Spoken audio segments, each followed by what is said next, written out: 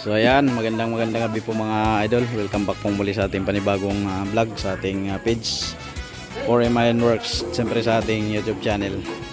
So update lang namin tong ginagawa natin na sidecar na style barko na maliit.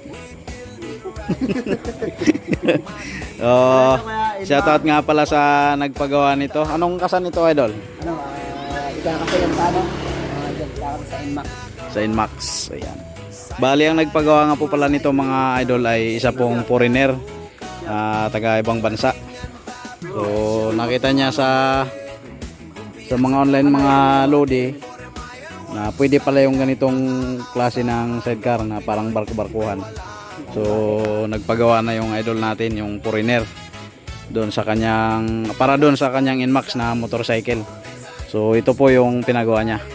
Para ano siya, maraming pwedeng barko-barkuhan, pwedeng racket, pwedeng bangka na maliit, pwedeng jet ski. So ayan, ito pala yung nayeruhan to, tapos tong gilid kabilaan.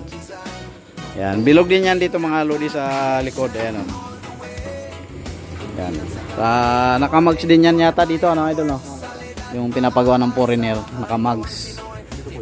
So ayan mga idol, bali nasa kanan pala yung driver pagka nasa ibang bansa. Kasi pagka nandito sa Pilipinas, ang driver po ay nasa kaliwa. Yung angkas niya o kaya yung katabi niya ay nasa kanan niya. So ayan, ang motor nga pala ito mga idol ay dito po sa right side yung motor.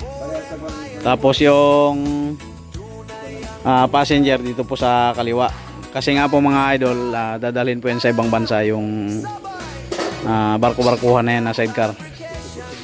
Ayan, so kunti-kunti na lang yan. Mabilis lang gawin to mga idol. Ayan, itagilid mo idol. Idol Amos. Ayan si Idol Amos. Ayan.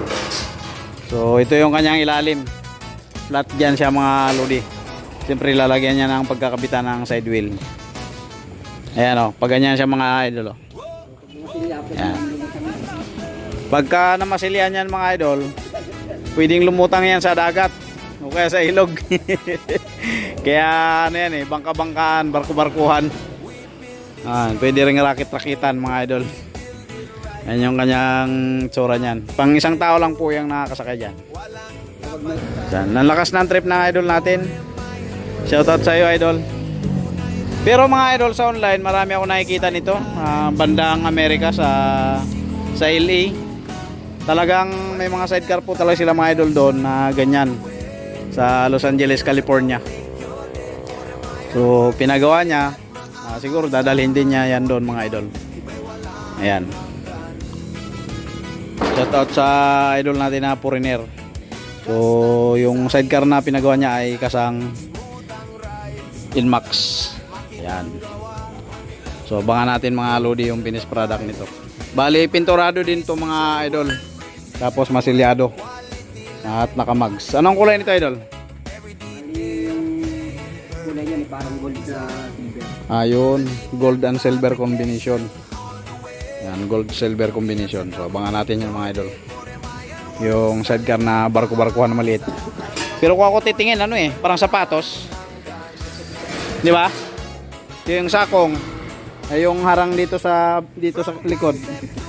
Ayan mga idol Ito yung sapatos ko mga idol yan. Yan. Yan, may ganyan siya dito. Tapos pag ganon, paangat. Yan mga idol. Yan para sapatos mga idol. Yan, lakas ng trip nung nagpagawa niyan. Alam niyo ba yung sakayan sa Ferris wheel? Yan, sakayan sa Ferris wheel. Ganito din halos, no?